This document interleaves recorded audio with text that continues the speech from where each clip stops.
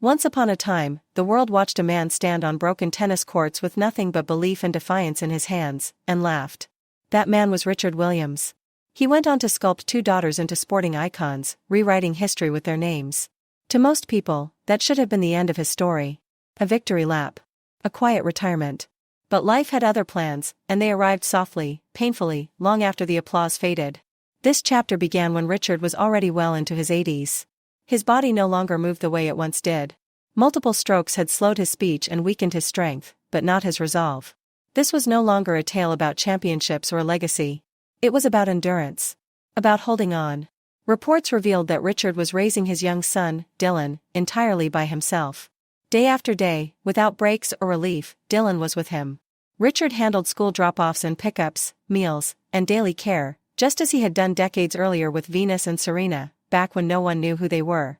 From the outside, it appeared calm, even ordinary, an elderly father spending time with his child. But beneath that quiet routine, a storm was brewing. The tension centered on Richard's estranged wife, Lakeisha Graham Williams.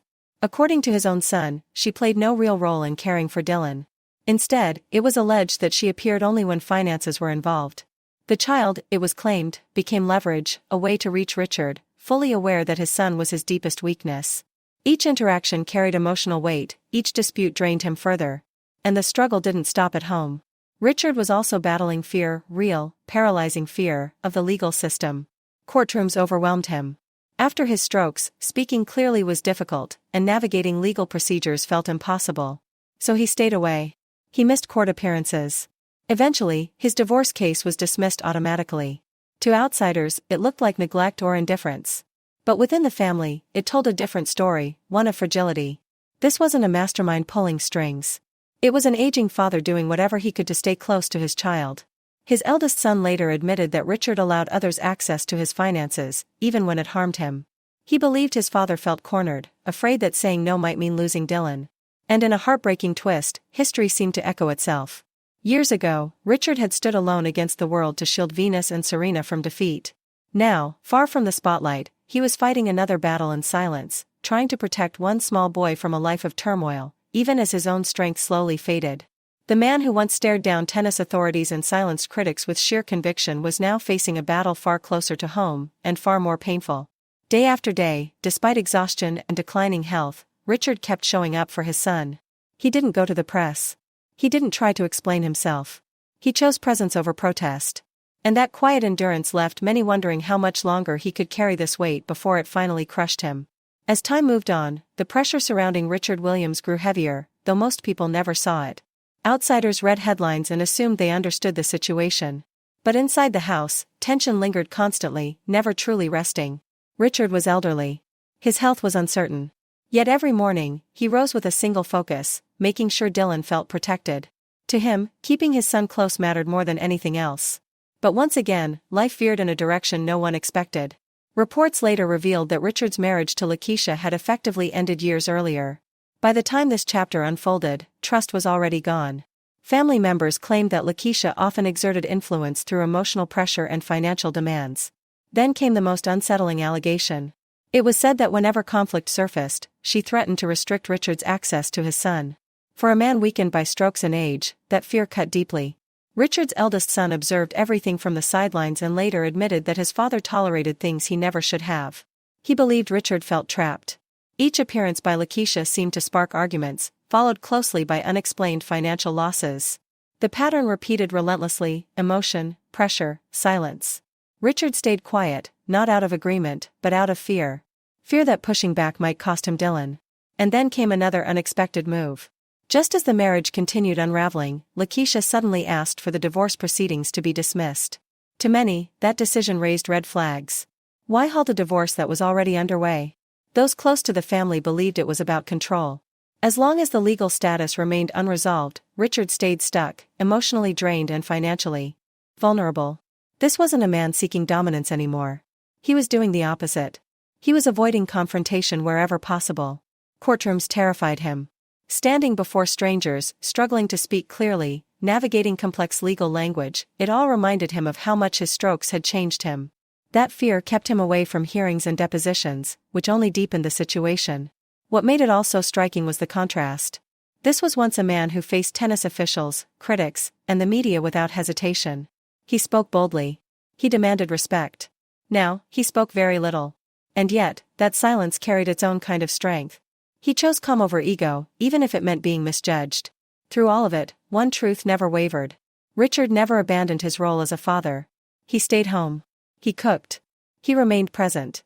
And in that quiet devotion, his greatest fight continued, far away from stadiums, trophies, and applause. He waited outside school gates. He paid attention. In those ordinary, unremarkable moments, Richard felt a sense of purpose return. But beneath that steady routine, something darker kept forming, a growing storm that threatened to unravel everything he was trying so hard to preserve. And just when it seemed there was no room left for more complications, the past resurfaced and crashed into the present in ways no one saw coming. As the tension stretched on, people began drawing comparisons between this quiet struggle and the years when Richard Williams stood boldly beside Venus and Serena. Back then, he was unmovable, outspoken, fearless, absolutely certain of his path. Now the roles felt reversed, and that contrast cut deeply. The same man who once mapped out championship futures now organized his days around medical appointments, school timetables, and carefully avoiding conflict. Richard often drifted back to his earlier memories. He remembered meeting Oracene at a bus stop, confidently announcing the future he intended to create, and then going on to build exactly that, despite the world's doubts. Those memories fueled him, but they also sharpened the ache of the present. He had already lived a remarkable chapter. He never imagined another would be filled with courtroom anxiety and constant family strain. Then the weight grew heavier. Old accusations resurfaced. Claims involving forged documents and a multi-million-dollar home re-entered public conversation. Each headline added another layer of pressure. Richard said nothing. Not because he lacked answers, but because speaking itself had become a struggle. The strokes hadn't just slowed his words, they had taken a piece of his confidence with them. And here's the part that stunned those closest to him: despite everything, Richard remained trusting. Family members believed his generosity was being exploited. They felt he allowed access to his finances simply to keep the peace. That he traded security for silence. And once again, Dylan remained at the center of it all. While the world fixated on scandal and speculation, Richard focused on structure. He believed routine was a shield. School mornings. Regular meals. Quiet nights. In his mind, consistency was the only thing standing between his son and chaos.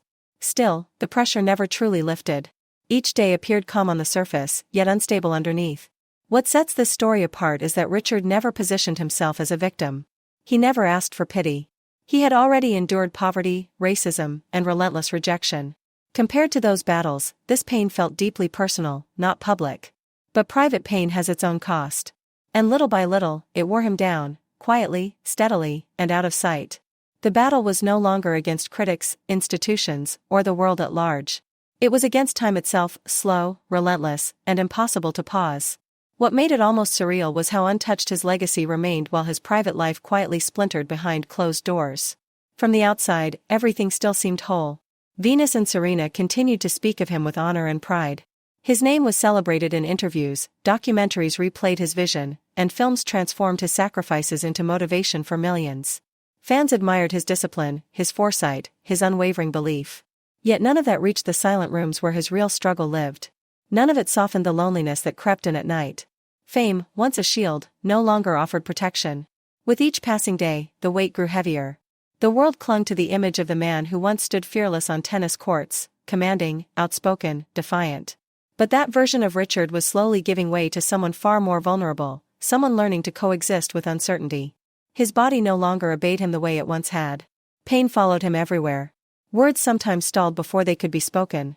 Still, expectations never eased. People continued to demand strength, clarity, answers. They expected him to uphold the image of a legend, even as his personal foundation quietly fractured. As the weeks stretched on, subtle hints of another legal move began to surface.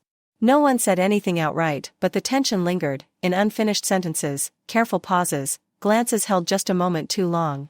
Maybe another divorce filing. Maybe a new legal dispute. Maybe something else entirely. Nothing felt stable anymore.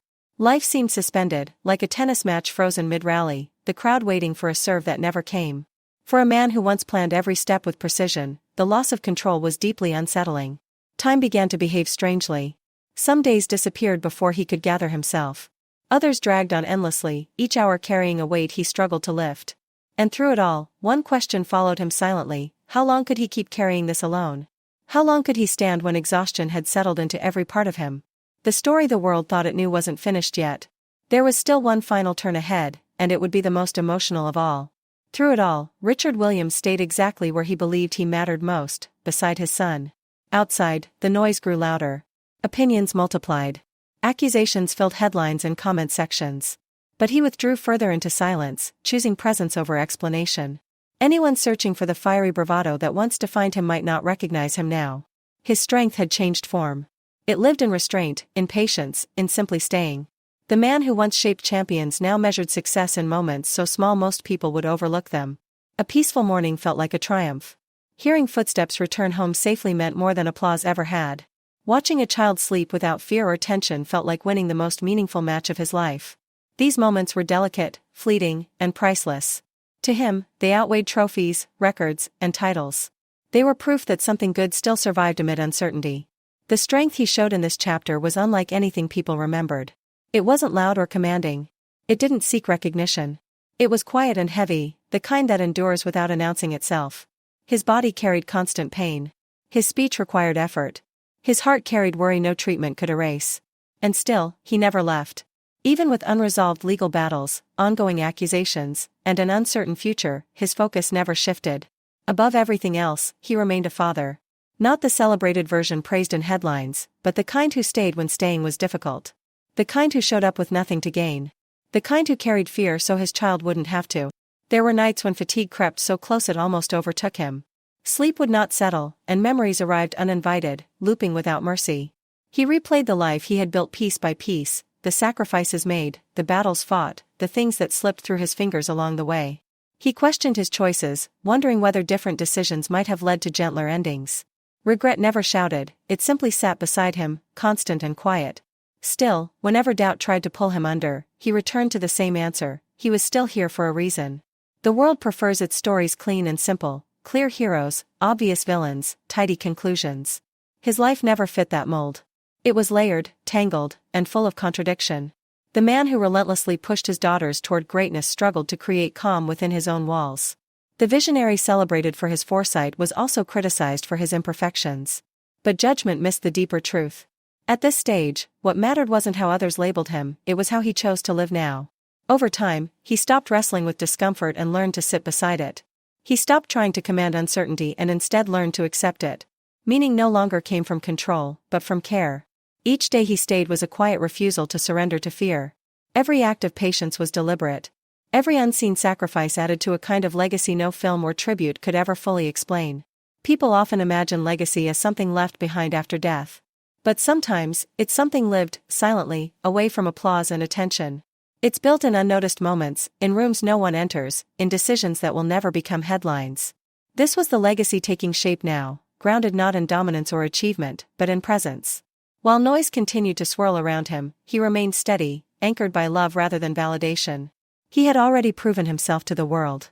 There was nothing left to argue, nothing left to defend. What remained was the responsibility he held above all else, the one role he refused to abandon, no matter how heavy it became. So he stayed. One day after another. Calm, patient, carrying pain without complaint, carrying fear without giving in, carrying love as both armor and purpose. The story many believed was ending was still unfolding, not through spectacle or public triumphs, but through quiet, powerful acts of devotion. And in that endurance, he revealed a different kind of greatness, one untouched by time. But here's the twist. The same determination that once reshaped tennis history now held him in place. The fire that once fueled bold challenges and fearless confrontation slowly turned inward. He believed patience would bring resolution. He hoped peace could arrive without conflict. He trusted that love might succeed where law failed. That belief wasn't foolish, it was human. It belonged to a man who had spent his life fighting and, in his later years, was exhausted by war. He had already survived poverty, racism, mockery, and doubt. He had already earned his place in history. What he wanted now was quiet. What he wanted was harmony. And that longing left him vulnerable. He waited. Weeks stretched into months. Months blurred into years. Silence became both protection and prison. He convinced himself that restraint would prevent explosions, that calm would outlast chaos, that love could mend fractures on its own. That patience wasn't weakness, it was hope. But hope, when met with imbalance, can slowly erase the self. Without realizing it, by refusing to fight, he was still in battle, alone, quietly, with no one to call time when the damage continued. And this is where the story deepens. While others debated his legacy and criticized his quietness, Richard lived with the consequences in real time. The divorce remained unresolved, hovering like unfinished business that refused closure. Financial strain lingered, not because he lacked resources, but because peace demanded a cost he kept paying without protest. The future felt uncertain in a way it never had before. This wasn't the uncertainty of a dreamer reaching upward. It was the uncertainty of a man who had already stood at the peak and was now trying to make his way down without losing his footing. Even then, he never spoke out against anyone in public. He didn't chase microphones or sit down for interviews to tell his side of the story. He refused to turn his pain into spectacle. In a culture driven by headlines and hot takes, Richard chose something rarer: privacy. He chose dignity over self-defense, even when that decision cost him clarity in the eyes of others. It unsettled people. Some read his silence as guilt. Others saw it as weakness. Many simply filled the gaps with their own stories. But Richard wasn't trying to win public sympathy. He had already won in places that mattered far more. He had shaped lives whose impact spoke louder than any explanation ever could. What most people failed to understand was how heavy that silence really was. Silence isn't nothing, it's weight. It holds every unspoken truth, every reaction swallowed, every moment when you could correct the record but decide not to. Richard carried that burden every day. He carried it as he aged. He carried it as his body slowly turned against him in quiet, unforgiving ways. He carried it as illness crept in, taking strength piece by piece. And still, he didn't explode. He didn't grow resentful. He didn't rewrite the past to polish his image. What sets this story apart is that Richard Williams did not reach the end of his journey defeated. He reached it standing. Not on stages. Not under bright lights. Not in courtrooms or public arguments. But standing in the overlooked, unpraised space of daily responsibility. At home. Doing the hardest work he had ever done. Raising a child while carrying age, illness, and unresolved struggles on his back. This time, there were no grand blueprints like the ones he once drew for Venus and Serena. No promises of trophies or history. Just patience, presence, gentleness, and the exhausting commitment to stay. That's where his strength revealed itself in a new way. In his younger years, strength was loud. It challenged authority. It refused to retreat when the world said he didn't belong. In his final chapter, strength looked different. It looked like endurance. It looked like getting up every morning despite pain. It looked like choosing care over pride. It looked like loving without guarantees. And the remarkable thing was that his legacy never disappeared. Venus and Serena continued to honor him, not only in words, but in how they lived. In their discipline. In their self-respect. In how they spoke about struggle, sacrifice, and belief. The world kept dissecting his vision, debating his methods, turning his life into films, books, and arguments. Coaches studied him. Parents quoted him. Critics analyzed him endlessly. Yet while all of that unfolded, Richard was living a story no documentary could ever fully tell, a quiet,